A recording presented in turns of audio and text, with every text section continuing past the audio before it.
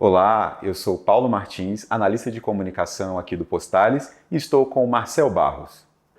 Muito bem-vindo ao Postales. E para a gente começar, eu gostaria que você pudesse se apresentar para quem está nos assistindo, falar um pouquinho de você, da sua trajetória, da sua atuação na ANAPAR. Tudo bem, Paulo?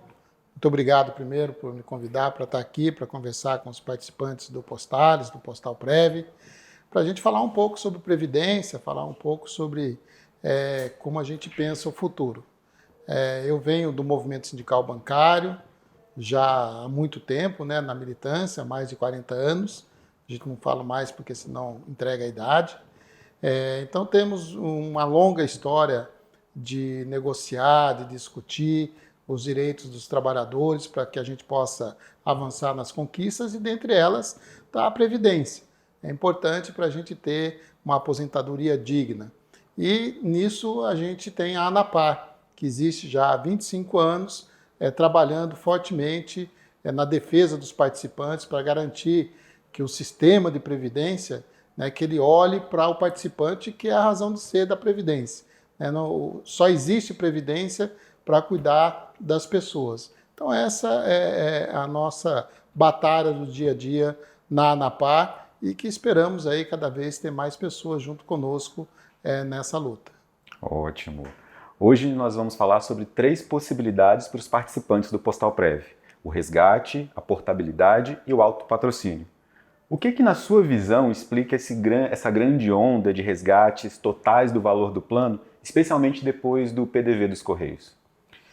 Paulo, o sistema de previdência fechado, como é o Postales e os seus planos, vem sofrendo já há mais de uma década um forte ataque de pessoas interessadas no patrimônio dos trabalhadores. Então, uma das coisas que explica isso é a ganância do mercado financeiro e que trabalha com muita desinformação, né? O pessoal chama de fake news, mas vamos para a verdade, é mentira, né? O pessoal mente, engana os trabalhadores e, na verdade, a gente tem interesses de agentes do mercado em ganhar dinheiro em cima do trabalhador, da poupança do trabalhador. Então, isso explica essa onda de desinformação, essa onda de ataques às entidades de previdência complementar, onde o Postales se inclui, e que acaba levando as pessoas a tomarem decisões equivocadas. Então, a gente vai falar um pouco sobre os institutos, né, como a gente chama essas alternativas, para as pessoas entenderem, né, qual é a consequência de cada uma delas e o que está por trás das decisões. Então, tendo em vista isso, assim, quais são, na sua visão, as principais vantagens para o participante se manter ativo no plano como autopatrocinado? Bem, você se mantendo como autopatrocinado, você tem a garantia de um benefício futuro. Então, esse é o primeiro ponto fundamental, que pode ser vitalício. Você pode falar assim, olha, eu vou querer receber enquanto eu me mantiver nesse plano de vida, né? Ou, e quando você falece, né? Muda de plano, as pessoas não gostam muito de falar que falece, né? Então, eu uso muda de plano, vai para o plano superior, né? Então, quando as pessoas mudam de plano, você tem os beneficiários, que podem continuar recebendo uma pensão. Então, essa é uma das vantagens de você continuar no plano. Mas você pode escolher também um plano, um benefício por tempo determinado. É que você, a partir do seu saldo de contas, você faz um cálculo baseado em expectativa de vida. E nesse caso, você tem uma outra alternativa, que é poder resgatar uma parte da sua poupança, né, do seu saldo de contas. Logicamente, sabendo que quando você resgata uma parte do seu saldo, você vai diminuir o seu benefício futuro. Então, essa é uma grande vantagem, você está dentro de uma entidade que você conhece, uma entidade que já enfrentou batalhas muito grandes de gestão, de melhora na governança. Então, manter-se como autopatrocinado num plano como o Postal Prev é garantia de que você vai ter um benefício no futuro. Certo. E sobre a portabilidade, então? Existem vantagens em transferir o dinheiro para outro plano? E quais os cuidados o participante precisa ter ao considerar essa alternativa? A portabilidade, a gente precisa dividir portabilidade. Então, suponha que um trabalhador dos Correios fez um concurso, serviço público, por exemplo, e foi aprovado em alguma coisa do Poder Executivo.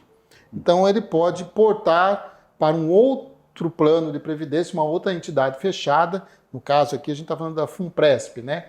Então, essa portabilidade, ela é positiva, porque você vai sair de um plano fechado para outro plano fechado, em que as taxas de administração são equivalentes, os benefícios são equivalentes. Mas existe, aí que entra o que eu falei anteriormente, da desinformação e da mentira. Então, uma mentira que os bancos usam. Olha, vem para cá que você vai ter taxa de carregamento zero. É verdade que a taxa de carregamento vai ser zero? É. Mas ele não fala que tem a taxa de administração. E aí que está a grande malandragem. Então, quando você pega uma entidade fechada de previdência complementar, você está falando de uma taxa de administração que incide sobre o patrimônio da ordem de 0,4% ao ano, 0,5% ao ano. Enquanto você vai para o sistema financeiro, você está falando de 1,5% ao ano. É o triplo do custo. Então, a desinformação aí pode fazer com que o trabalhador perca muito dinheiro.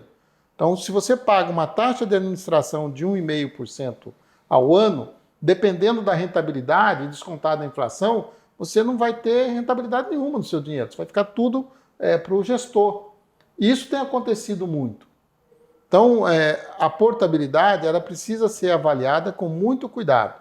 Se você transfere para um outro fundo, porque você mudou de emprego, alguma coisa assim, pode ser algo positivo. Transferir para o sistema financeiro precisa ser avaliado com muito cuidado, porque, via de regra, tem problemas. Lembrando que a portabilidade tem regras. Eu vou passar para lá e vou pegar esse dinheiro e vou comprar alguma coisa, vou investir no meu negócio. Não, você não pode fazer isso. Quando você porta a sua poupança previdenciária, você vai ter que ter um benefício previdenciário lá. Você tem que ter pelo menos 15 anos de benefício previdenciário. Então, tem regras para portabilidade. Dependendo da situação, o valor da parte patronal fica retida. Então, tem situações que precisam ser analisadas com cuidado quando se fala de portabilidade. Ótimo. E para a gente poder finalizar, então, você podia fazer um resumo para a gente das vantagens e desvantagens para cada uma dessas três possibilidades, do autopatrocínio, da portabilidade e do resgate? E com base nisso, qual você recomendaria para quem está nos assistindo? Olha, vamos lá. A gente não falou muito do resgate, né? Então, resgate, que é uma das alternativas, também precisa tomar cuidado com isso. Por quê? Infelizmente, boa parte da população brasileira não conhece muito de gestão financeira, né? A gente pode usar aquele famoso exemplo da Casas Bahia, né? Você paga como puder. E aí não está dito quanto que é a taxa de juros. Então você vai pegar uma prestação que cabe no seu bolso. Mas ela cabe no seu bolso por quanto tempo? Qual é a taxa de juros que está embutida? Então muita gente fala de resgate, fala assim, eu vou resgatar e vou montar um negócio. Primeiro, o resgate, e eu falei agora há pouco, muitas vezes não pode levar toda a parte patronal. Então já você não leva tudo, né? Quando você vai montar um negócio, você tem que pensar que no começo desse negócio, 6 meses, 1 ano, ele vai ter que se fazer. Então não eu vou montar aqui uma loja e no dia seguinte eu vou estar ganhando 5 mil por mês. Esqueça isso, isso não acontece. Você tem que fazer a sua clientela, as pessoas vão ter que conhecer a loja, supondo que seja uma loja. Então não é uma coisa que se faz da noite para o dia. Então resgate, eu diria que guardada as devidas proporções, a pior das possibilidades, né, dos institutos. Eu vou resgatar e vou comprar tudo em título público federal. Pode até ser bom, então por que você não deixa como autopatrocinado? Né? Porque no autopatrocínio você tem a possibilidade de um gestor que conhece de gestão, que vai analisar a política de investimento. E se a gente deixa, por exemplo, como autopatrocinado, você está garantindo que tem um gestor que vai negociar numa mesa de negociação, né, e consegue melhores taxas. Então, quando a gente fala de resgate e autopatrocínio, por exemplo, o autopatrocínio é muito melhor. A portabilidade a gente falou bastante, então vai depender muito da situação. Então não dá para dizer assim para você, olha, esse daqui é muito... Eu diria para você que resgate provavelmente seja a pior das alternativas dentre os institutos. A portabilidade, analisando corretamente, naquela situação que a gente falou que você vai para outra entidade fechada, em que você analisa corretamente a taxa de administração, pode ser uma alternativa razoável. Mas, sem dúvida, se você se mantém no autopatrocínio dentro de uma entidade que foi saneada, como você tem hoje no Postalprev, por exemplo, é muito melhor do que as outras alternativas. Porque, como eu disse, você vai ter uma mesa de negociação que vai administrar o seu recurso, que vai lhe prestar contas. Isso é muito importante, Paulo. A transparência. No banco, por exemplo, se você portar para um banco, ele te manda lá, ó, tem aqui esse fundo X, mas você não sabe que papéis tem dentro daquele fundo X. Ah, tem X% de renda variável, mas que papéis de renda variável? Então é preciso ficar muito atento a tudo isso. Eu diria que das alternativas, né, talvez a melhor seja você se manter como autopatrocinado. A portabilidade pode ser uma alternativa dependendo da situação e resgate, acredito que seja a menos recomendável de todas. Marcel, durante a sua fala você trouxe para a gente algumas fragilidades relacionadas à educação financeira, educação previdenciária. Você pode aprofundar um pouquinho mais para a gente? Vamos lá, Paulo. Esse é um tema muito candente e que no Brasil, de uma forma geral, ele deixa muito a desejar. Eu defendo, por exemplo, que deva ter nas escolas uma matéria que trate de educação financeira. As pessoas entenderem o que é taxa de juros, qual o impacto quando você parcela o seu cartão de crédito, por exemplo, o que é taxa de administração, o que são as tarifas que você paga no banco. Então, são pequenos detalhes que você chega, às vezes, numa loja para comprar um produto, aí tem lá, preço à vista é igual em 10 vezes. Mas se eu for pagar à vista, o preço não pode ser igual de 10 vezes, porque alguém vai ganhar dinheiro com isso. Se eu pagar à vista, eu tenho que ter um desconto.